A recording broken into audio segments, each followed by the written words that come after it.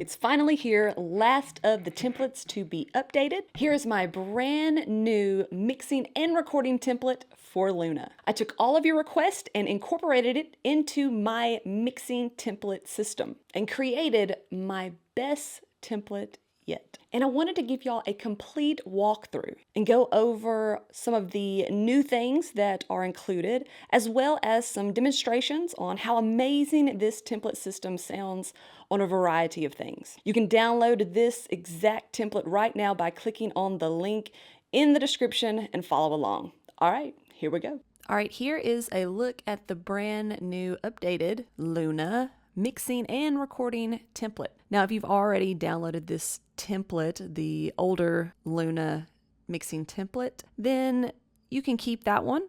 All you have to do is just watch this video and see what the changes are, and I'm going to go over all of them in detail. And those changes that I've made are just based on some things that people were requesting, like audio tracks, so that you can have this for a recording and mixing template.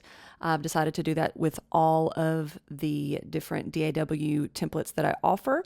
So I'm doing the same thing with Luna. Another difference is I've kind of changed up some of the tools, some of the plugins that I've been using. So we'll go over what's new there. I've also used as many Spark plugins as possible because I know a lot of you were really requesting that as well. We'll go over the mix bus. We'll talk to you how you can go about downloading and importing this template into your Luna system. We'll go over the pre-calibrated parallels, the vocal processing again. I think that that's always good to get a little refresher on. And later on in the video, I'm going to give you a special announcement. So make sure that you watch towards the end. Let's take a listen to see how those drums sound through the template.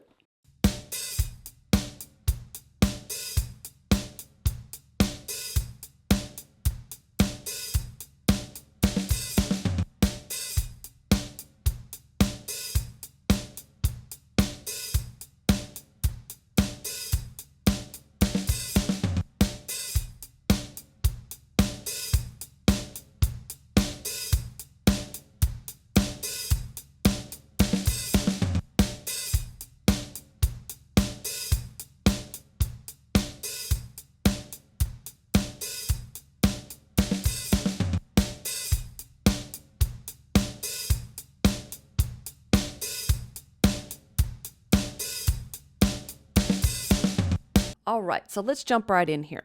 I've got a lot of audio tracks included with this template. That was probably the number one requested thing that people wanted to have, a template that already had audio tracks for them. Of course, these might not be enough for you.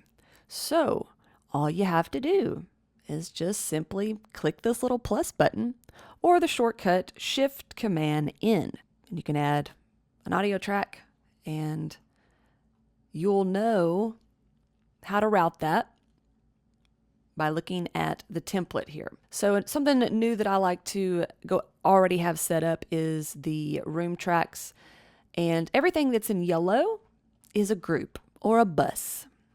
Group and bus, same thing. So all of our main buses, all of our main groups down here. And then for the drums, if I've got 2 or even more, maybe there's 4 room mics, go ahead, add 2 more, route the output to the room right here. So rooms go to the room bus.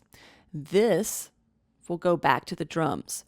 And that's just because I'm not going to really be doing any processing on the individual audio tracks. I would rather process those as a group. So all I'm doing here is adjusting levels. That's it, to get an overall room sound for this group track. And the same thing applies to the overheads and the kick in, kick out. I don't want to process those individually. I have just found that it sounds better, it sounds more natural to just blend in the sound that you want and then process that if needed. Not everything has to be processed. I have that on there so that I can control the overall kick sound. The same exact thing applies to the snares. Maybe you don't have a snare bottom. That's fine. A lot of times I don't even like the way the snare bottom sounds. So we'll just have this top and then we're just processing it. Hi-hat, just got a little simple processing trick that I've got on there.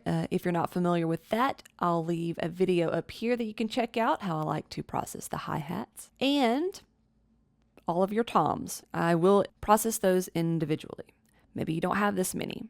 You don't have to use all the tracks. Maybe you don't have any. Maybe you don't have any mics on the toms and you're getting everything through your overheads. Maybe you have a virtual drum software system that you like to use, such as, Superior Drummer, Easy Drummer, things like that. So what I'll go ahead and do is drop in an instrument track for your drums. So we can call this iDrums for your instrument drums. Boom. There you go. This little process right here applies to anything that you're adding. So if you're adding an audio track, what you need to do is go up and then send that out to the drums. And now you're perfectly good to go. So moving on to the bass, got a bass DI, bass amp, also a virtual instrument bass there. Your acoustics, your guitars. I'm assuming that you're just going to plug and play that, If you need more electric guitars or more acoustic guitars, just add more tracks and then send the output to the corresponding group track so that you can process those. Now, for the electric guitars, I do like to have a little bit of processing on those in the beginning on the tracks themselves, just a little bit of compression. That's it, just a little bit of compression. 1176 sounds great on electric guitars. These are the Spark versions. That was the second recommended thing that I do when updating the Luna template. So you've got those. Nothing else on any of the other tracks as far as plugins. So you've got pianos, keys, anything with the I that means instrument.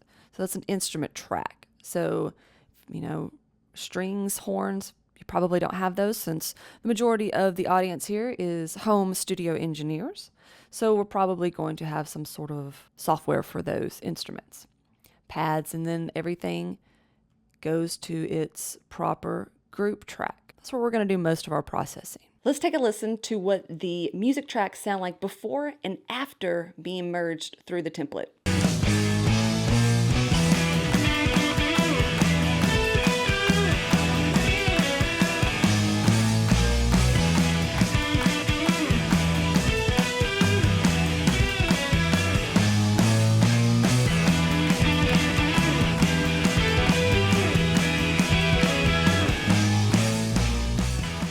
Background vocals, same thing.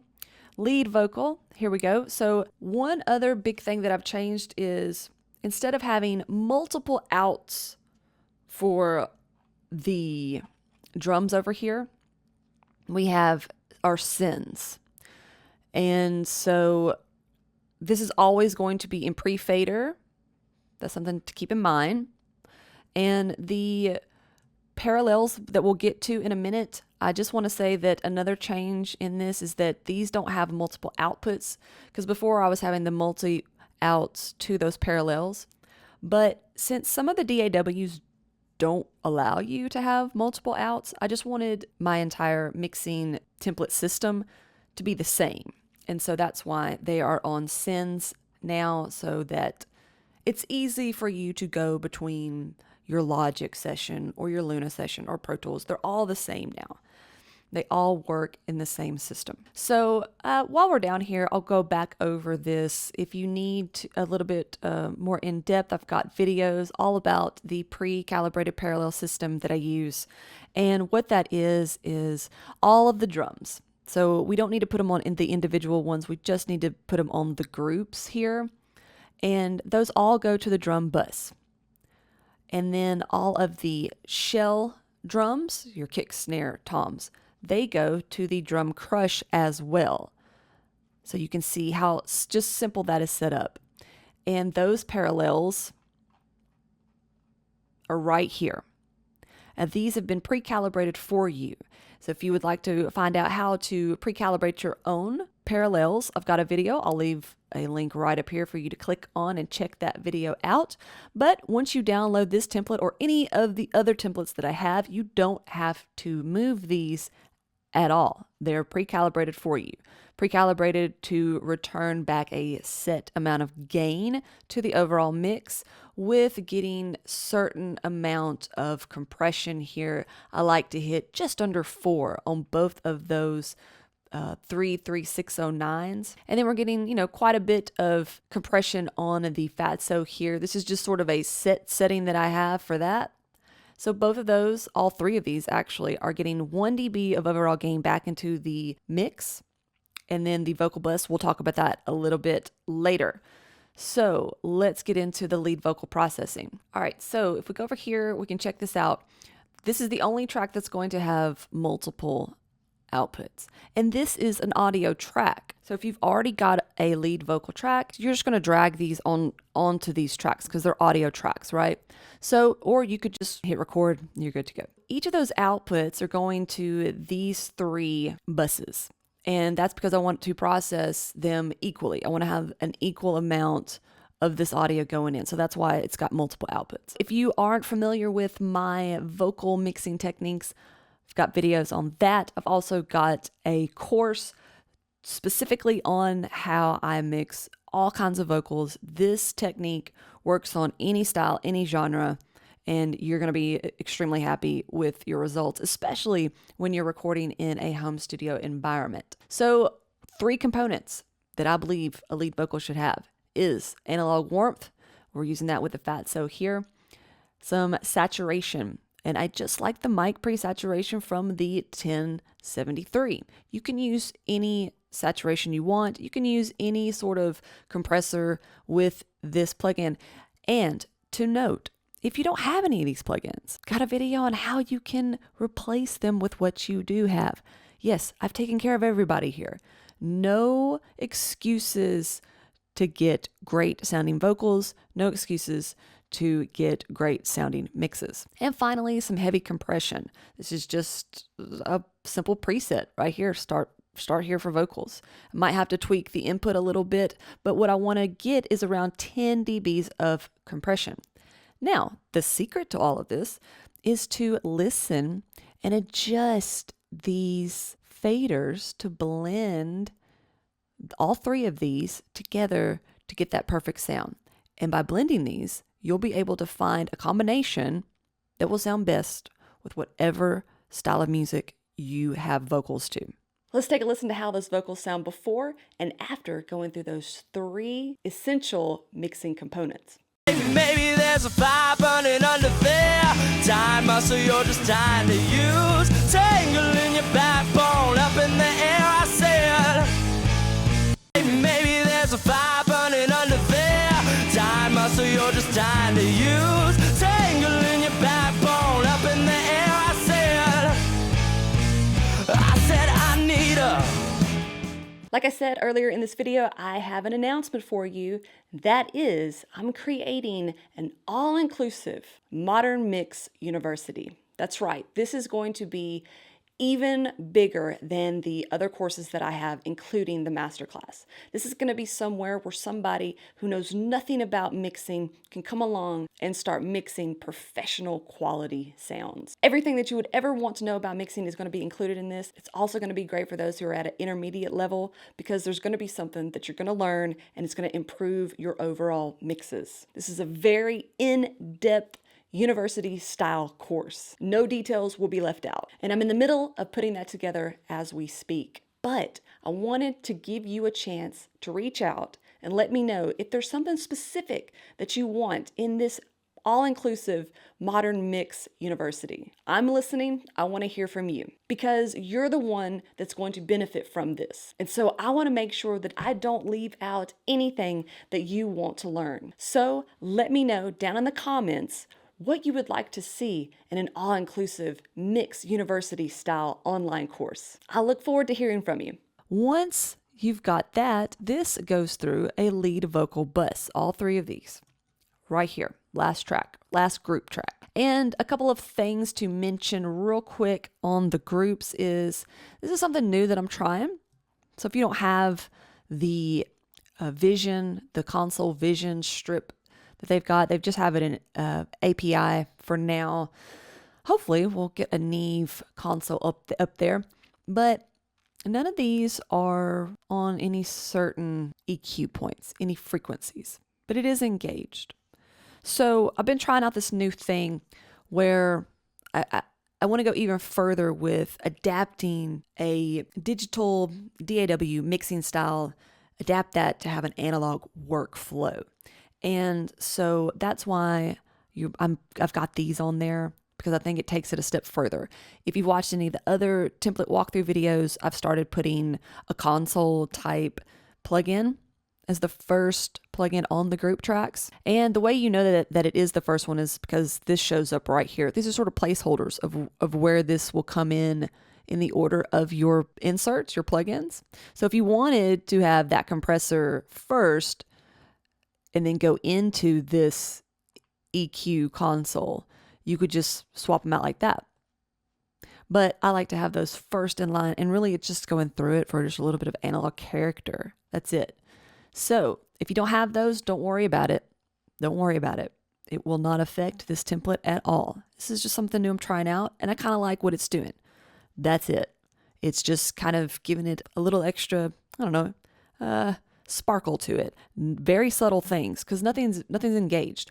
And another reason that I've decided to do this is because if I go back and this is where I'm doing all of my mixing, so that if I need to, you know what, kind of just really want to boost up a little bit of, 200, maybe the snare just needs to be a little bit rounder off in the whole drum sound, then I can just do that really quick right here. You see that? Instead of going back down and tweaking something here on the actual snare, I can tweak that whole sound. And so that's another reason why that's there. Okay, so now that we've got that out of the way, down here on the vocal, just some standard type things that I like my lead vocals to have. Again, if you don't have these plugins, it's not a big deal. I just really like to take care of unevenness first. And so that's why I've got this soothe on here. And then the EQ, right? Like I have my dynamic EQ high pass filter technique going on. I'll leave a link to that too as well, so you can watch that if you're unfamiliar with that technique. But just a few points here. These things are not, they're not guaranteed that that's where I'm going to start.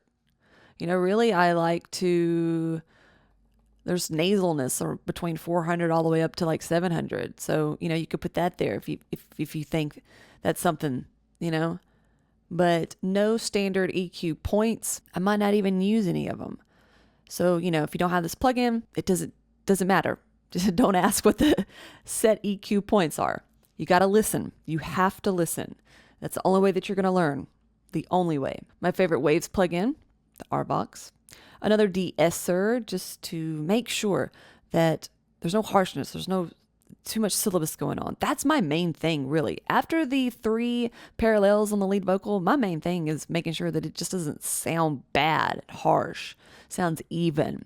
And then finally, to polish that off, the lovely Fairchild. Again, all of the U80 plugins that are available, the ones that I have, if they have a Spark version, that's what we're using. I've got quite a few sins, just for different effects. They're all out because I don't know which one I'm going to use. I haven't heard a song yet. I've got an instrument chamber. We'll get to that in a moment. And then all of the other effects. This is the one I want to talk about at this moment. This is the vocal bus. This is the 4th parallel that we have right here. And that is in pre-fader once again. And this is going to hit the compressor and get around 7 dBs worth of compression. And when it hits around 7 dBs worth of compression, the return fader of this will go back into the overall mix, and it will increase by 2 dBs. That's what this is pre-calibrated to. All right. So now we're just down here at the drums.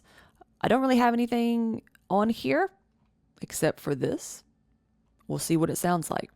Something new that I'm trying out is I've got a sin down here, the Fairchild, and I've been liking the way that that sounds on the overall drums. Don't use it every time, but let's pop that in there. Simple, just like this. Doesn't need to be in pre-fader or anything like that. It doesn't even need to be on at this point because I don't know if I want to use it, but it's there. And what it's doing is it's just kind of making the drums, there's just a tiny, tiny little squeeze to it. There's no pumping or anything like that. Like it's just barely there to blend in, to just round it off, just to give it really just a classic natural sound. It's very subtle, but when you A and B it, when you take it out, you really want it in. Now, sometimes it can be something that you think sounds good and then it not in the long run. So just be careful with it. Listen, always listen. But when it works really nicely. And so that's why I've kept it in there. All right, bass, pretty simple. Just going through the console here, a little bit of compression. I don't want much compression on here at all. We're also sending some things here. So sometimes I like to send everything just a little bit to the chamber. Sometimes I like to send everything to the room. So I've just got them there in case.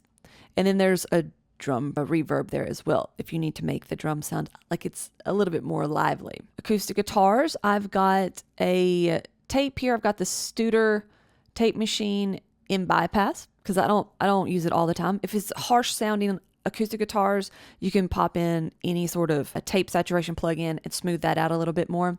I've got the Manly passive EQ here. Just really like that on the acoustic stereo bus. Feels like it kind of lifts things a little bit. Same exact thing on the keys here. No compression off the bat anyways. Kind of like those to sound just a little bit more natural. Don't like a lot of compression on any sort of piano. On strings, because a lot of strings are happening at once the majority of the time, I like to put a little bit of compression on there. This is a very slow, very smooth sounding compressor. Same exact thing with the horns. Pads, a lot of those digital sounding keyboard sounds are already heavily compressed enough. And so I'll probably just be using some EQ and to manipulate that sound how it's best going to work with the production that I have. Background vocals, compression, that's it. Most of the time I don't even use EQ, but if I need to make maybe, use a filter or something, we can always pop in the input and use the filtering section right here. But I like to keep things simple. Lead vocal, we've already gone over. Some of the other parallels here, the Opticom, if I'm going to use that, if I need the drums to sound a little bit more trashy, I will pop in a send and blend that in. If you don't have this particular plugin, that's fine. It's just really just a lot of, just finding you a distortion, saturation, something that's going to trash up that sound, and it really a little bit goes a long way. It's not for every style of music, but sometimes it can really fill out those drums if needed. All right, we've gone over the pre-calibrated parallel buses there. Very simple stuff. Up next, we've just got the effects that I use the majority of the time. You've got your reverb style effects here, delays here. There's a widener.